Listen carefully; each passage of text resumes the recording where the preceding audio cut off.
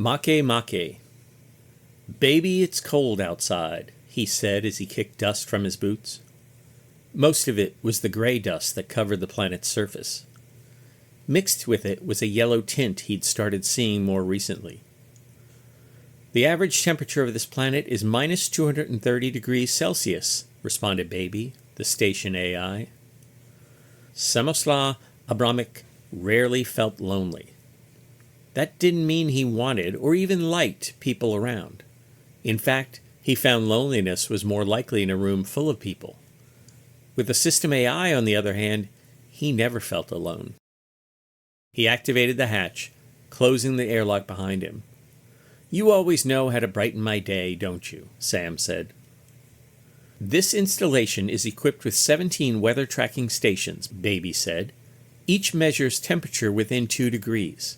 The most recent readings indicate no change in average temperature." "That's nice, dear," Sam said. "Please place all gear into decontamination lockers before exiting the airlock," Baby said. Sam whistled to himself as he unzipped his vacuum suit. He slid the suit down his torso, stepped out of it, and kicked the pile aside.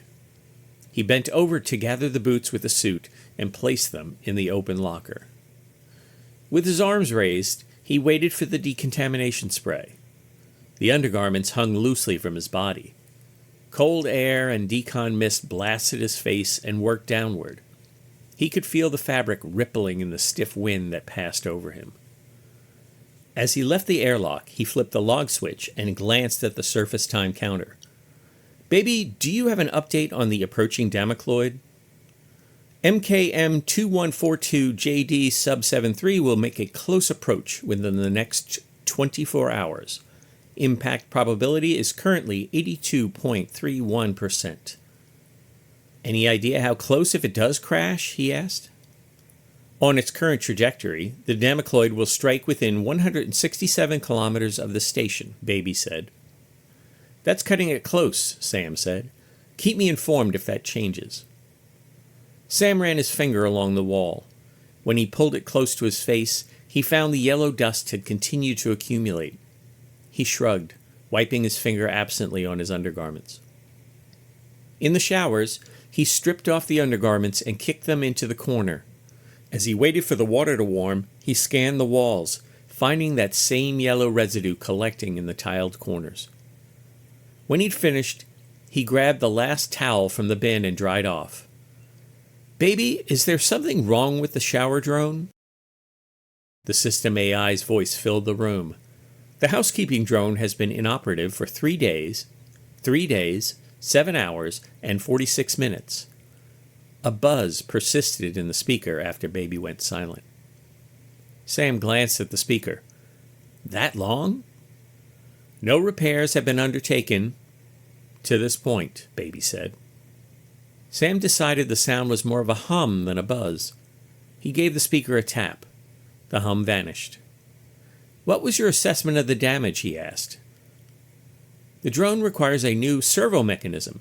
Estimated arrival time of the ordered part is 72 Terran days," Baby said. That was one of the many problems with being on the edge of nowhere. Everything required time to reach him. He wondered why they didn't add one of the tympanetic devices out here. At least then he could pop back to civilization when he needed something. "Baby, please play some music," Sam said. "What genre of music do you desire?" The hum returned. "Surprise me," Sam said. The room filled with a dissonant cacophony. Sam waved his arms, wincing. "Strike that! Something classical, maybe Handel?" The brassy opening of Handel's water music hornpipe replaced the noise. Sam had something slower in mind, but decided against changing it. As he made his way to the control room, the short piece skipped back several seconds, repeating a passage of the music before sticking on a few notes. This anomaly resolved itself before the next piece started. Sitting in the control room, Sam scanned the screens before him. Beyond them were windows overlooking Makemake. From here, he could see the Heart Nebula just above the horizon. He oriented one of the telescopes toward it and zoomed in. As he expected, The approaching Damocloid still blocked part of the nebula. He noticed a thin, even coat of the yellow film on the monitor glass. He ran his finger across it, tracing the nebula's shape on the screen. "Baby, remind me of your findings on the yellow dust. It's inert, correct?" "Analysis of the particulate indicates it is rich in sulfur, accounting for its color. None of the samples contain any significant radioactive properties," Baby said. "It appears to be building up in the station. Am I just imagining that?" Sam asked. "Accumulation has accelerated since you first reported it," Baby said. "And you didn't think to mention this?" Sam asked. "Dust is a powder-like particle made up of various materials. It can accumulate over time if not tended to," Baby said. "Thank you, dear, but that's not what I asked," Sam said. "If the buildup has accelerated, wouldn't that be cause for concern?" "The accumulation of dust can occur when insufficient effort is made to remove it," Baby said. "This buildup can also result from catastrophic events such as a volcanic eruption." Sam shook his head and smiled. "All very informative, however, not very helpful. I am trying to understand if the accumulation of dust indicates something else, like maybe bacteria." Baby remained silent for several seconds. Whether the dust was unusual or not, a delayed response certainly was. When the AI finally spoke, a hint of static flared and the voice dropped half an octave. "The accumulation of dust can occur when insufficient effort is made." Sam switched the screen in front of him to System Diagnostics. Through the menu, he found the AI dashboard. All metrics appeared to be within range. Pasha Station was Sam's third consecutive assignment on a dwarf planet. In total, he'd logged thousands of solitary Terran days on the edge of the system. During that time, he'd always had the support of an AI. He was comfortable interacting with artificial systems. Not a one of them had ever broken his heart. "Baby?" he asked. Silence. He reached for the monitor again, flipping through the available screens. When nothing satisfied him, he entered the code to reboot the system. The lights in the control room dimmed, the screens went blank, and the hum of the atmosphere generators faded. The main screen finally flickered back to life after several minutes of boot sequence. Sam selected Diagnostic Mode. The lights flickered back on, and the environmental systems spun up. The AI's voice filled the room again. "Leom Integrated System 3487, System Diagnostic Mode." The electronic hum was more pronounced. "Welcome back, baby," he said with a smile. The AI did not respond. Diagnostic Mode meant limited functionality. This version of the system would only react to its original designation. "LIS 3487, please run diagnostics on all nodes," Sam said. The monitor cycled through several screens. Sam didn't bother to keep up with them. He leaned back in his seat and waited, falling quickly into a light doze. After nearly an hour, the AI roused him with an alert. "MKM 2142 JD sub 73 close approach in. 14 hours, 27 minutes. Projected ground zero for ejecta plume, north 47 degrees, 18 minutes, 1.76 seconds, west 85 degrees, 35 minutes, 24.66 seconds. Startled, Sam regained his bearings and trained the external cameras on the Damocloid. He did some quick calculations in his head. "Did you say north 47? He asked. "Affirmative. The projected impact is 25.08 kilometers from Pasha Station, bearing 045 degrees true." Sam directed his comm to Triton. "This is Abrahamek, Samosław, FBX 27449 at Pasha Station on 136472, Makemake, calling Triton HQ. Impact of MKM 2142 JD sub 73 is now estimated to occur within 25 kilometers of my location. At their current distance, it would take that message around 10 hours to receive a response. Sam had grown accustomed to waiting for such things, but the approaching Damocloid didn't give him time to wait. LIS 3487, what is the status of your diagnostics? He asked. 1,743 of 3,211 nodes analyzed. Minor anomalies on 340. So roughly halfway through, Sam said. Can you provide 10-minute incremental updates on the approach of MKM2142JD sub 73 while you complete diagnostics? Affirmative, the AI said. Also, what is the projected effect from an impact at that distance from Pasha? Sam asked. Silence. Baby, LIS 3487, Sam shouted. Silence. He scanned the screen. The node counter blinked the number 1744. Abrahamek S., are you still on the station? The AI asked. Almost jumping from his seat, Sam looked up. Yes, I'm here. Systems have restarted. Biometric tracking is offline. Your biosignature is unavailable. What is your current location? I'm still in the control room, Sam said. Last known location of Abrahamek S was outside the station, the AI said. Sam switched the screen back to system monitoring. Nothing there looked odd. Even the biometric systems did not appear different. LIS 3487, what is the node for biometric systems? Crew manifest updated, the AI said. Dr. Elena Moreau has returned to the station. Welcome back, Dr. Moreau. Sam stood and looked around. No one had arrived. Abrahamek S is still on the surface performing as scheduled, the AI said. LIS 3487, please terminate diagnostics, Sam said as he sat back down. Diagnostics terminated, the AI said. LIS 3487, I need a projection of damage from an impact of MKM2142JD sub 73 based on its current trajectory. Silence. Red lights began flashing, followed by a siren. Sam flipped screens again. When he found the security systems, he extinguished the alarm. Intruder alert, the AI declared. This is not the time for games, baby. Sam frantically searched the system screens. On the primary control board, he selected the system shutdown option. The lights and sirens returned. Sam ignored them. Within a few seconds, the siren went silent. The flashing light soon followed, accompanied by all lights. The screen went blank with them, leaving Sam completely in the dark.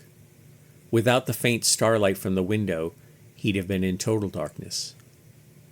He rose from his seat and made his way back toward the airlock. As he felt his way along the corridor, the emergency lights finally came on, providing him with some visibility.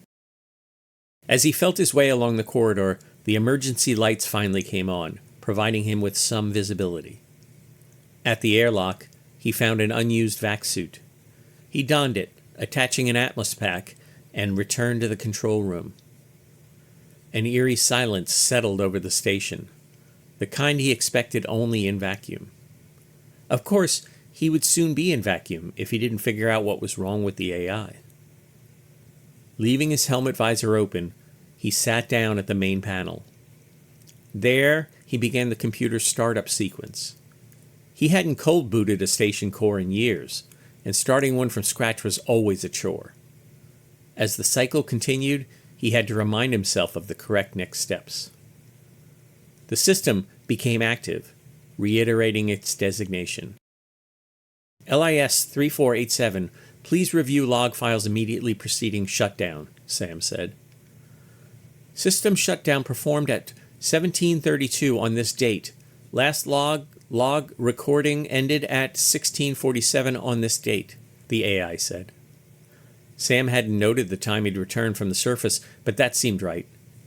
LIS 3487, what would cause a gap between the last log time and shutdown?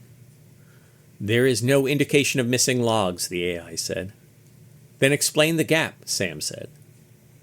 The possible causes of a gap are human error, tampering with logs, and malfunction, the AI said.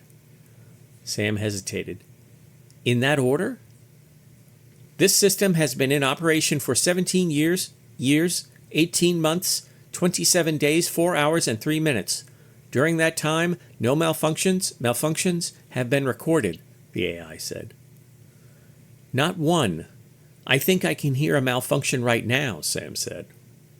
Based on that record, human error, and tampering are the most logical explanations, the AI said. What about bacteria? Sam asked. There are known biological agents that can degrade system integrity. These include... I'm not interested in a litany, Sam interrupted. Is it possible for bacteria to be the cause of a system malfunction? Affirmative, the AI said. Sam blew out a long breath through pursed lips. Please confirm the approach of MKM-2142-JD sub-73. MKM-2142-JD sub-73 close approach in 4 hours, 14 minutes, the AI said. Projected ground zero for ejectoplume north 46 degrees, 16 minutes, 20.06 seconds, west 86 degrees, 27 minutes, 22.59 seconds. 4 hours? 46 north? Sam yelled. It's getting closer? Can you confirm that? Current trajectory places impact within 20 kilometers of this facility, the AI said. How could your estimates be so far off? Sam asked, his voice cracking. The system didn't respond. Sam looked down at his hand and found it trembling.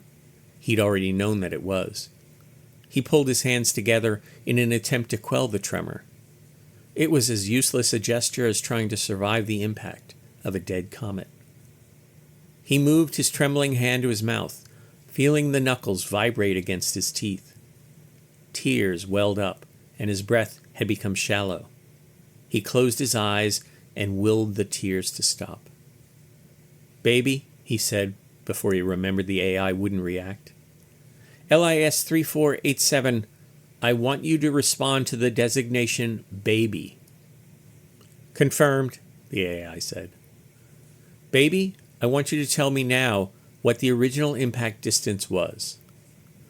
As of 1830, no, Sam said. I want to know about when I returned from my last survey.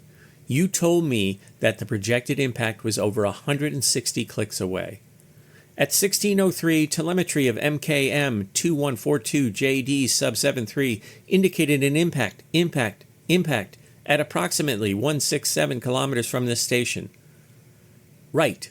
And since then, you've estimated a much closer ejectoplume. Too close, in fact. I need to know if maybe you've been compromised. Sam already knew the answer to the question. He dared not voice it. On the screen before him was the Heart Nebula. The approaching Damocloid had fallen below the distant starfield on its final approach to the surface. I need to know if I can trust your reports, if they're accurate. If they're accurate, then we aren't likely to survive the impact, especially if it gets any closer. This station is equipped, the AI said. I'm well aware of the bunker underneath, baby. There just isn't enough food or oxygen for me to survive weeks of waiting for a rescue. Recalculating, the AI said. Before the system could continue, a bright flash of light erupted from the monitor. It rose from the bottom of the screen, blotting out everything and forcing Sam to turn away.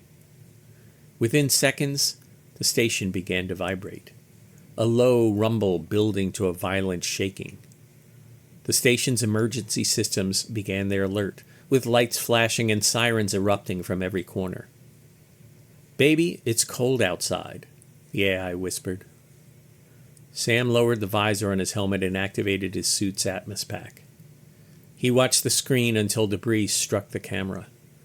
He looked out the window to see the top of the plume rising into space. Ice and rock hammered down.